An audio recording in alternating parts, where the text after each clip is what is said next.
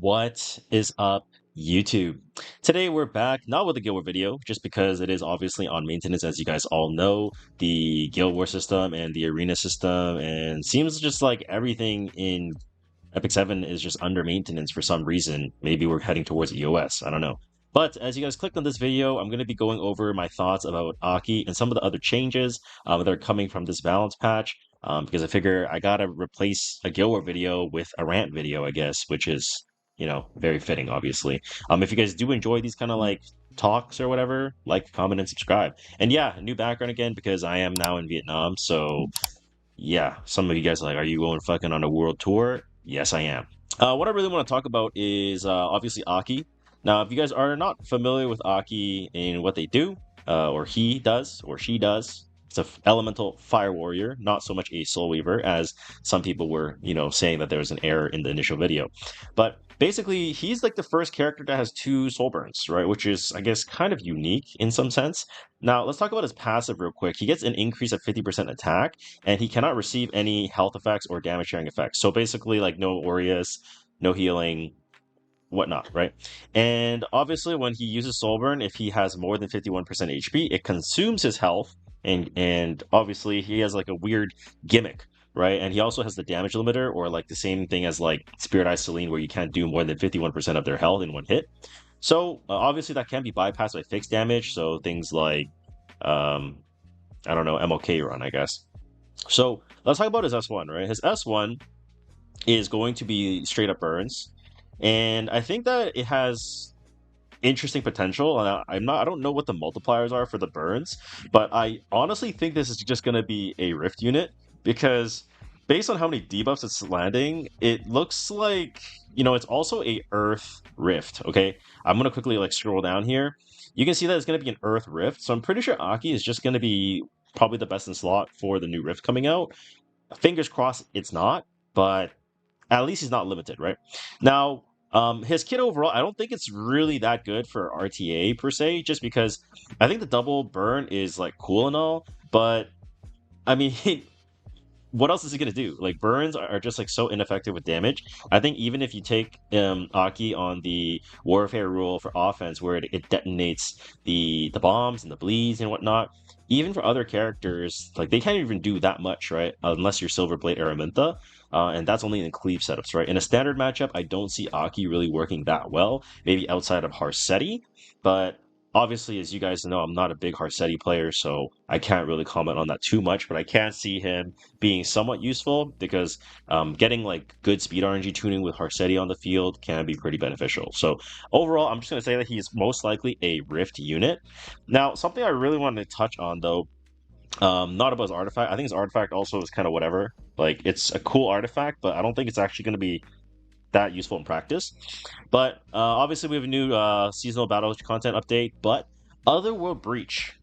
Okay, this is where we're going to be able to get our new sets, right? Warfare and Pursuit.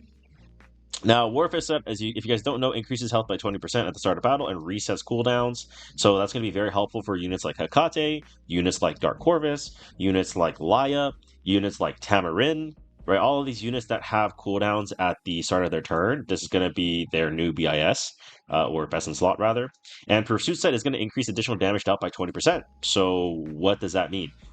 Renac fixed damage, MLK run fixed damage, maybe potentially Payra fixed damage, ML Shu fixed damage. Does it work with like 3F?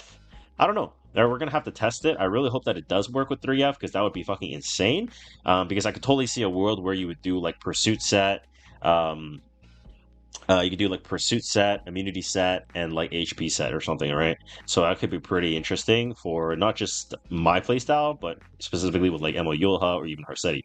But one thing I'm really not happy about is I don't know if you guys noticed, but for the Otherworld Breach, they're actually adjusting some of the values in it. Now that's very disappointing to be honest. So I think some people kind of just like take a glance over the notes and it's a balance patch, whatever, blah blah, and I'll talk about the EE. But something I'm not really happy about is the acquisition probability for each equipment part upon clearing Otherworld Breach or Otherworldly Hunt will be partially adjusted. Okay.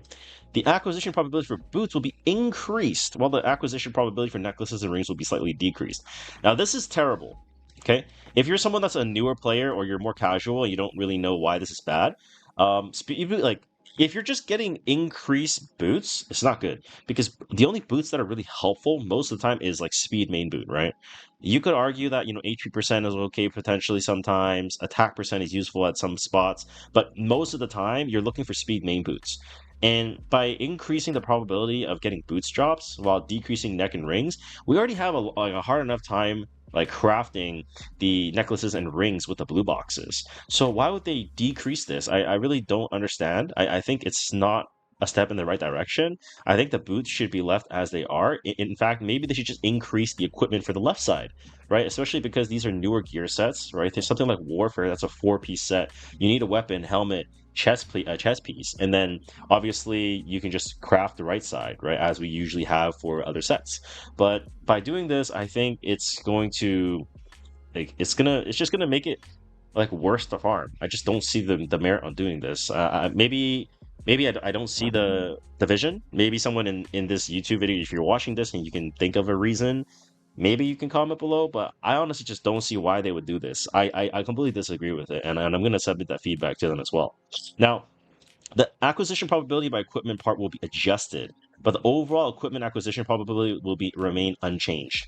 So that basically means that they're adjusting the gain on the left side gear, but they're saying that the overall probability is going to be unchanged. Like, what does that even mean? Like, they're going to go from like 55 to 54%, and it's basically the same. I don't really know like what that exactly means, but I feel like that's not. It's also not a step in the right direction. I think it is something that they should not be doing. Overall, I just don't think that the changes to Otherworldly Hunt and Otherworld Breach are good in terms of the equipment. I think it's totally unnecessary. I think if they should just increase equipment for left side. Okay. Now, one thing I do want to cover is the exclusive equipments that got announced for ML Aria and ML TU. So I think a common trend that we're going to continue seeing is solutions to free run, right? We already have more and more and more answers coming out. Crown of Glory is getting buffed, right? LRK has been getting buffed, right? Um, there's bleed damage coming in from Yolha's S1. There's like they're obviously looking to implement ways to counteract free run because obviously free run's a really strong unit. It's a collaboration unit. If people don't have free run, they need to have at least countermeasures that can fight against her, right? Things like Festive Ida, things like Bellion, things like Crown of Glory LRK, so on and so forth. So I think overall this EE is, it's not bad, but it's also bad because the reason why you would draft MO Aria most of the time is to stop some kind of soul cleave, right? So let's say they pre-ban Bellion and they want to go like Zeo Ludwig, right? That way, if they soul burn Zeo, they can't soul burn Ludwig, right? Because it costs 40 souls instead of 20. Most of the time, you're not really going to need to have an S3 off, or you're not going to have to even take a turn on Arya to actually have impact. But this gives her 14% more HP, which I think is good. It's probably the best stat for her. Arguably, maybe speed's even better. But removing 20 souls just kind of tells me that they want to give an alternative unit or add an extra unit to combating free run, right? Is really all I can see. Are we going to start building Arya on like a speed set so that she can rip her S3 faster? No. I think we're still gonna be playing her on like Destro counter and whatnot. So kind of a weird one, but I can see the direction that they're coming from. So I don't hate it. Also don't love it. Now Taeyu is kind of insane now because Taeyu this is the I don't know if you guys are familiar with debuffers, defense breakers in this game, but there has not been a single defense breaker that is 100% defense break. At best, it's a 75, and then it slowly turned into 85, right? You look at the Bryceria EE, right, giving her extra death break chances. You look at Rand, right, 85% chance. Even if you do soul burn most of the time, there's a chance that you just straight up miss the death break. Now, Taeyu is going to be even stronger than before. So, overall, I mean, I don't think he needed it. To be quite frank, 14% attack for him is huge, but I think overall, I don't know. It's like it doesn't change that much because most of the time when you're drafting an RTA on 4 or 5, Taeyu is already a winning pick. right? So I would have to say it's not that impactful. However, for my Guild War mains, this is huge. Okay, so I'll be debuting it once it's in game, but basically, if you have like Zeo, MLDN, and MLTU, GG's.